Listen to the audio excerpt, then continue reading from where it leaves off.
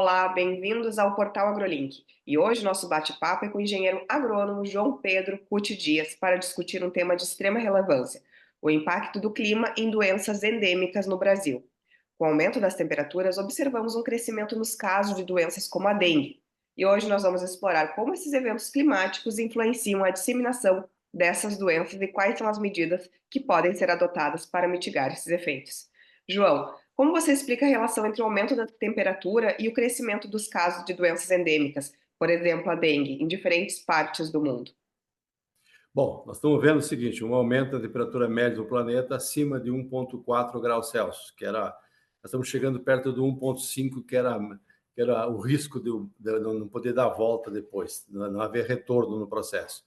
O que está acontecendo? À medida que você aumenta muito a temperatura, você cria condições negativas para o corpo humano, seja no aspecto de circulação, circulatório, na questão da imunidade frente aos problemas, às patologias, tudo isso acaba complicando a situação. Até nas mulheres grávidas, por exemplo, aumenta o número de partos prematuros, enfim, os hospitais ficam cheios de gente, acumula.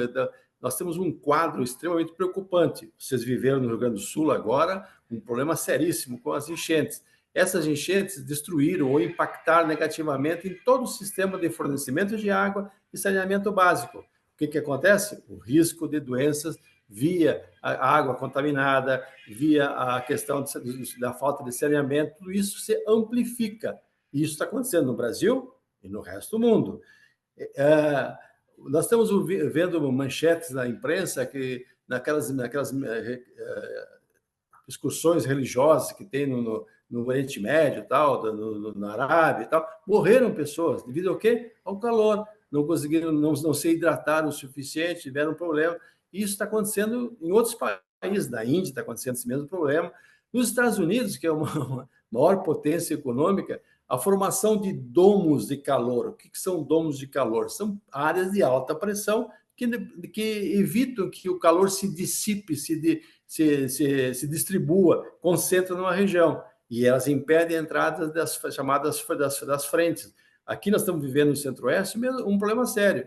Por quê? Porque as frentes que viriam do Polo Sul não conseguem ultrapassar essas áreas de alta pressão e, consequentemente, a chuva derrama onde? Nos estados do Sul. E onde que falta? Certo. Sol, tudo isso aí leva a um caos climático. O Pantanal está passando um dos maiores ciclos de incêndios que já existiu, que foi documentado e difícil de controlar. A hora que você tem um incêndio, né, em grandes áreas, o ar fica tomado por fuligem, por fumaça, uma série de coisas, causa problemas respiratórios para os habitantes da região. Enfim, nós temos um quadro muito complicado do ponto de vista da saúde pública. O mundo vai produzir 170 bilhões de litros de biocombustíveis. Bom, uma notícia boa. Basicamente o quê? São biodiesel, que é através de uso de gorduras animais e vegetais, e etanol, basicamente em cima da cana-de-açúcar. Mas isso representa apenas 4% do consumo de combustível para transporte no mundo. É muito pouco.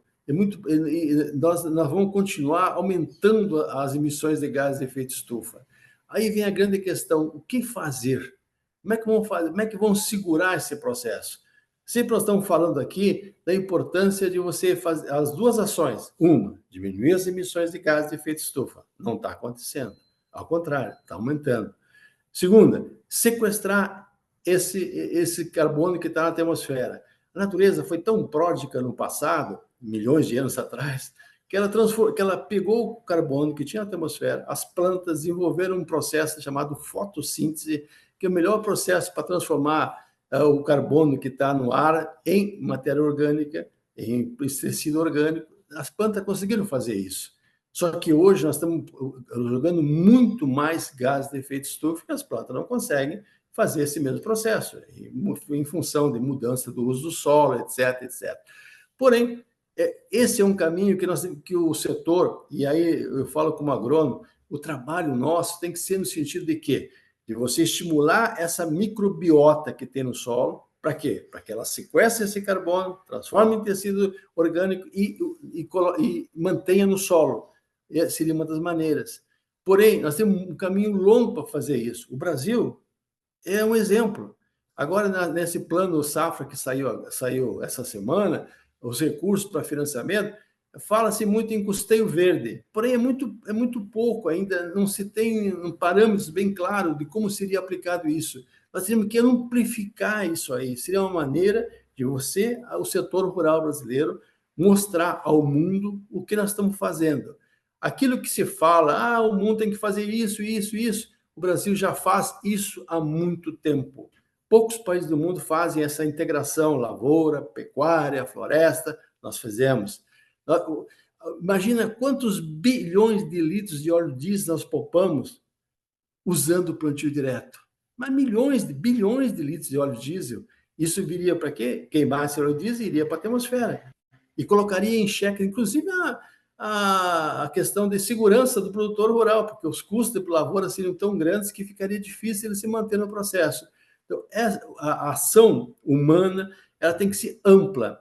Quando nós fizemos, eu e você como jornalista, eu como agrônomo, fizemos esses programas, é para mostrar que cada um pode fazer alguma coisa em relação ao meio ambiente. Não podemos assistir passivamente. Não, tá bom, não vou fazer. Não podemos fazer. Eu, como agrônomo, por exemplo, eu bato muito a questão de uso de fertilizantes naturais, de uso de inoculantes para a produção de fixação biológica de nitrogênio, enfim, uma série de ações que eu, como agrônomo, posso fazer. Você, como jornalista, faz o quê? Divulga os problemas e chama a população para fazer isso. Então, esse trabalho que estamos fazendo, nós precisamos que ele se replique. As pessoas que assistirem, concordarem, lógico, não concordarem, não vai divulgar. Replique esse trabalho para outras pessoas que possam assistir e avaliar e se colocar em prática. Cada um de nós temos um papel nessa grande desafio que é permanecer a raça humana nesse planeta.